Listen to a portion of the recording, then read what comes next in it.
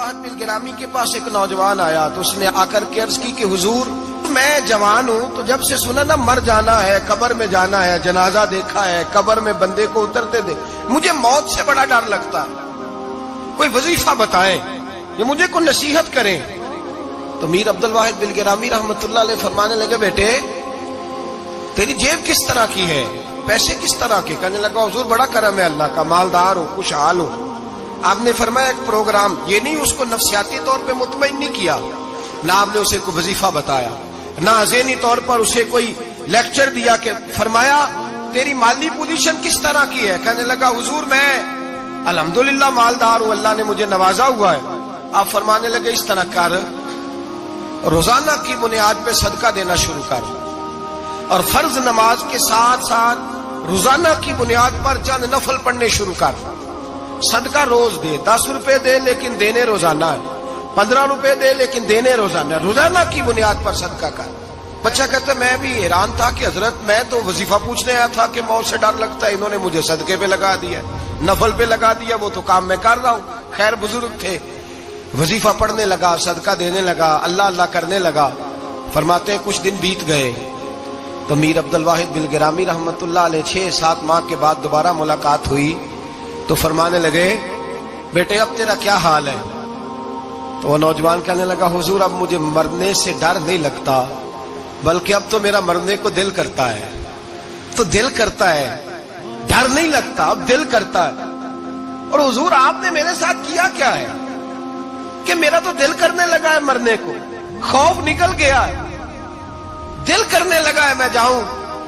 तो बड़ा खूबसूरत इरशाद फरमाया, क्या बात है, अल्लाह वालों की बातें अल्लाह के लश्करों में से लश्कर होती।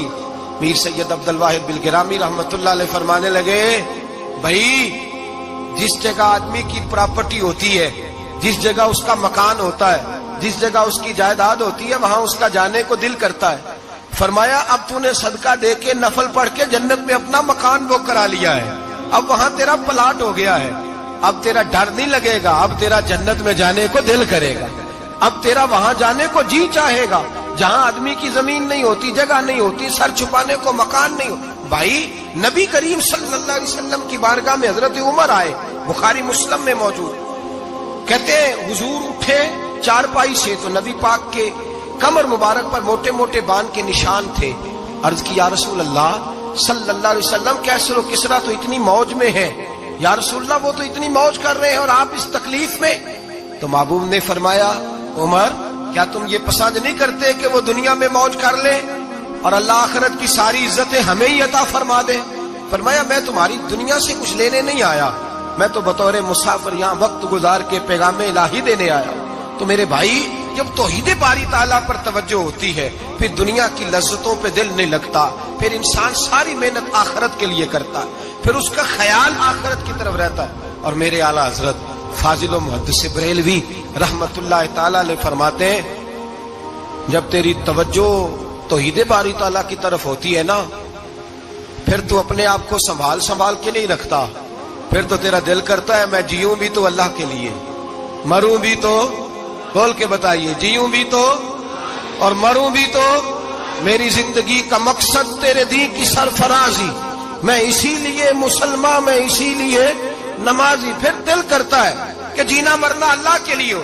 फिर सहाबा हुजूर की बारगाह में आके सिफारिशें करते हैं। हजरत अबू साद खुजैमा, बड़ी अजीब हदीस और बड़ा निराला रंग इस रवायत का। हजरत अबू साद खुजैमा रदी अल्लाह तआला अन्हु, इनके बेटे, उनका नाम साद था, बेटे बदर में शहीद हो गए। हुजूर ने ओहद के लिए ऐलान किया तो हजरत खुजैमा आए नबी पाक की बारगाह में और आके खड़े हुए तो अर्ज करने लगे महबूबा मैं दुआ कराने आया हूँ। सहाबा कहते हैं लबू लहजे में इतना हुस्न था, गुफ्तगू में इतनी मिठास थी, उसकी बोली के अंदर इतना प्यार था कि हमारे दिल मायल हो गए कि ये क्या कहने आए। हजरत खुजैमा अर्ज करने लगे या रसूल अल्लाह सल्लल्लाहु अलैहि वसल्लम, मेरा साहिबजादा मेरे बेटे मोहम्मद साद वो बदर में शहीद हो गए थे, या रसूल अल्लाह मैं शहादत से रह गया था। हुजूर हम दोनों बाप बेटे का इरादा था जिहाद में आने का, हम दोनों का प्रोग्राम था, वो कहता था मैं जाऊंगा, मैं कहता था मैं जाऊंगा। फिर हमने कुरानदाजी की तो कुर्रा मेरे बेटे के नाम निकला, बेटा मेरा आया बदर में, پھر اللہ تبارک و تعالیٰ نے اسے شہادت عطا فرمائی، وہ شہید ہو گیا۔ یا رسول اللہ صلی اللہ علیہ وسلم، آپ نے کل اعلان فرمایا ہے کہ احد کے لیے جانا ہے، اور رات ہی کو میرا بیٹا مجھے خواب میں ملا ہے، اور میں نے دیکھا ہے وہ تو جنت کی نہروں کے قریب سیریں کر رہا ہے، اور مجھے کہہ رہے ابا جی جلدی آ جائیں، یہاں مل کے رہیں گے، مل کے وقت گزاریں گے۔ یا رسول اللہ صلی اللہ علیہ وسلم، میں بے چین ہو گیا ہوں اس کے پاس جانے کے لیے، دعا فرمائے اللہ مجھے بھی شہادت عطا فرما دے، اللہ مجھے بھی شہادت دے دے۔ صحابہ کہتے ہیں اس کی عجیب، اس کا دعا کرانے کا، ہم نے تو دیکھا تھا لوگ دعا کرانے آتے ہیں کوئی مصیبت کے لیے، کوئی پریشانی کے لیے، کوئی آزمائش کے لیے، کوئی بیماری کے لیے۔ یہ مصطفیٰ کریم کے صحابہ کا بارگاہ خداوندی پر اعتماد، توحید باری تعالیٰ پر نظر، کہ وہ کہتے ہیں ہم تو اللہ کے لیے جان دینے کی دعا کرانے آئے، دعا کریں اللہ ہمیں اپنے رستے میں شہادت کی موت دے۔ صحابہ کہتے ہیں نبی پاک نے دعا فرمائی، پھر ہم نے حضور کی دعا کو قبول ہوتے بھی دیکھا، ہم نے اپنی آنکھوں سے مصطفیٰ کی دعا کو قبول ہوتے دیکھا، ہم نے جناب خزیمہ کو احد کے میدان میں شہید ہوتے دیکھا، اور میرے رسول پاک صلی اللہ علیہ وسلم کے صحابہ ان کی طرف دیکھتے تو رشک کرتے، فخر کرتے، کہتے دیکھو یہ وہ غلام ہے جو حضور سے دعا لے کر کے دنیا سے گیا۔ آج جو لوگوں کا مرنے کو دل نہیں کرتا، آج بڑی بڑی بلڈنگیں بناتے ہیں، بڑی بڑی عمارتیں کھڑی کرتے ہیں، بڑی بڑی جائیدادیں بناتے ہیں، ہر بینک میں اکاؤنٹ کھلواتے ہیں، سرمایہ پیسہ دنیا داری بناتے ہیں، تعلقات بناتے ہیں، سیاسی سماجی رشتے، دنیا داری کے جھوٹ کے ناطے۔ توحید باری تعالیٰ پر جب اعتماد ہوتا ہے تو انسان جس رشتے کو مضبوط کرنا چاہتا ہے وہ یا خدا کا رشتہ ہوتا ہے یا محمد مصطفیٰ کا رشتہ ہوتا ہے، باقی تو پھر اس کی توجہ ہٹ جاتی ہے توجہ، پھر وہ یہ دیکھتا ہے کہ خدا رسول کے ساتھ رشتہ کس طرح مضبوط ہو سکتا ہے۔ میرے بھائی، توحید باری تعالیٰ اللہ کے راستے میں مرنے کا جذبہ دیتی ہے، راہ الہی میں نکلنے کا شوق پیدا کرتی ہے۔ اللہ تبارک و تعالیٰ کی توحید جب تو کامل طور پر مانتا ہے پھر تیرا آگے بڑھنے کو دل کرتا ہے۔ حضرت سیدنا انس بن مالک رضی اللہ تعالیٰ عنہ فرماتے ہیں، الترغیب والترہیب میں حدیث مبارکہ موجود ہے، فرماتے ہیں احد کے میدان میں یا اس کے علاوہ کوئی ایسا موقع تھا کہ ایک صحابی حضور کی بارگاہ میں آئے، عرض کرنے لگے یا رسول اللہ صلی اللہ علیہ وسلم، ایک تو میں غریب ہوں، دوسرا میری شکل صورت خوبصورت نہیں، تیسرا میرے وجود سے بدبو نکلتی ہے، کوئی میرے قریب نہیں بیٹھتا، اگر میں اللہ کے راستے میں جہاد کروں، اپنی راہ خدا میں جان دے دوں، تو بتائیے میرا رب مجھے کیا عطا کرے گا؟ تو نبی پاک نے فرمایا اگر تو شہید ہو گیا تو سارے دروازے کھل جائیں گے جنت کے، سیدھا جنت میں جائے گا۔ یقین کامل دیکھیے، احد کے میدان میں تلوار پکڑی، جہاد کیا، شہید ہو گئے، صحابہ کہتے ہیں نبی پاک اس کے سرانے آ کے کھڑے ہوئے، اور کیا خوبصورت جملے ارشاد فرمائے اللہ تبارک و تعالیٰ نے اس کی بدصورتی کو خوبصورتی میں بدل دیا ہے، اللہ نے اس کے وجود سے آنے والی بدبو کو خوشبو سے بدل دیا، اور نبی پاک علیہ السلام فرمانے لگے جنت کی حور دروازہ کھول کے اسے کہہ رہی ہے آ جا جلدی جلدی، اللہ نے تیرا نکاح میرے ساتھ فرما دیا ہے، جلدی آ جا، میں تیرے استقبال کو کھڑی۔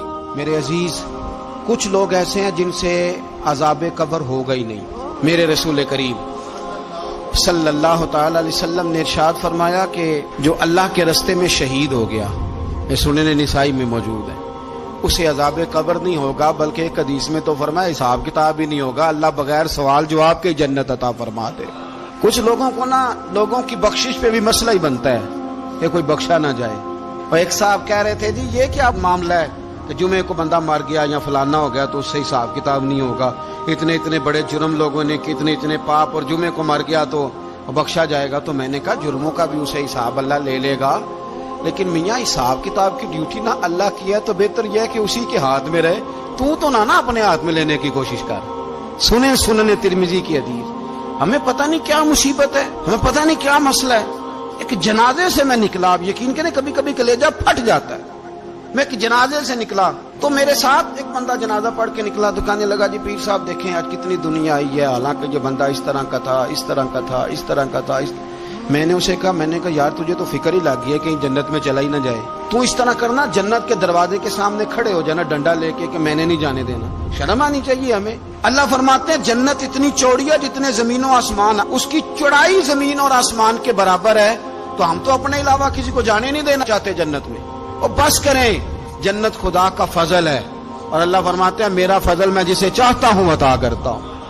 یہ سنن ترمذی کی حدیث, اور اس کے راوی حضرت عبداللہ ابن عمر رضی اللہ تعالیٰ عنہ.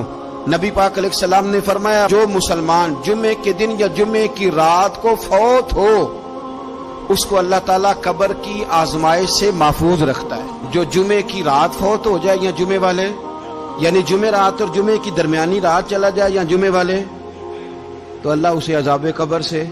تو میرے عزیز, جو بندہ شہید ہو اس سے عذاب قبر نہیں ہوتا. جو آدمی جمعے کے دن یا جمعے کی رات چلا جائے اسے بھی عذاب قبر نہیں ہوتا.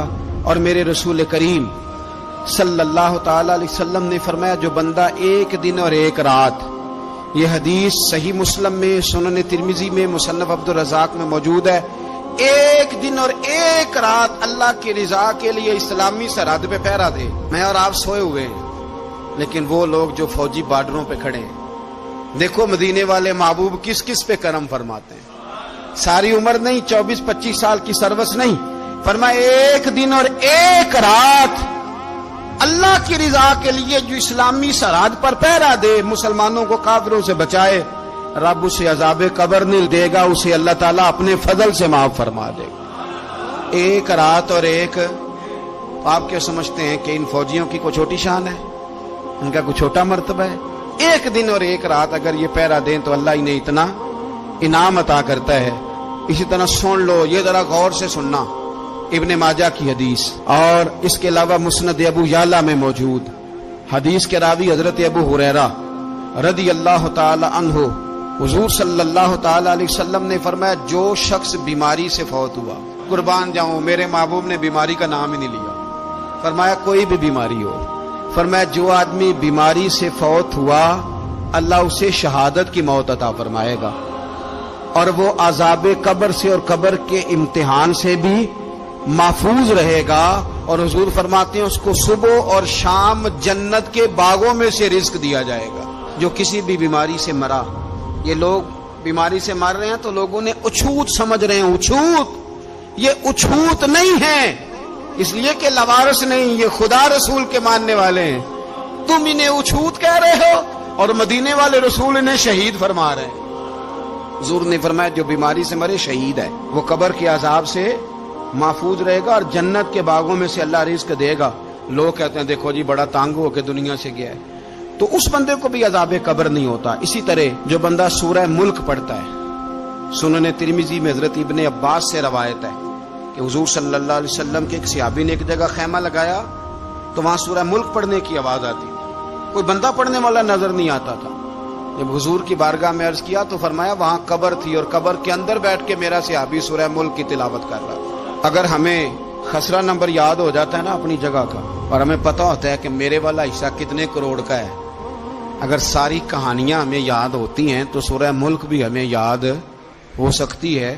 موبائل پہ اس کو ریکارڈ کر لیں, پھر اس کو سنیں کبھی بھی سورہ ملک میں. اور ہمارے سلسلہ عالیہ میں تو سورہ ملک وظیفہ ہے. ہمارے الوظیفۃ الکریمہ میں اعلیٰ حضرت نے لکھا ہے کہ رات کو سورہ ملک اور سورہ یاسین کے بغیر سونا نہیں. سورہ ملک اتنی شاندار سورت ہے کہ نبی پاک صلی اللہ علیہ وسلم نے فرمایا یہ قیامت کے دن اللہ کی بارگاہ میں ناز سے جھگڑا کرے گی اور کہے گی اے اللہ یہاں تو میرے پڑھنے والے کو جنت عطا فرما یا مجھے قرآن پاک سے علیحدہ کر دے. تو رب کریم پھر اپنے فضل سے پڑھنے والے کو جنت عطا کرے گی. میری اپیل ہے ہر اس شخص سے جو کسی بھی مشکل کا شکار ہے, کسی بھی آزمائش کا شکار ہے, کسی بھی ذہنی پریشانی کا شکار,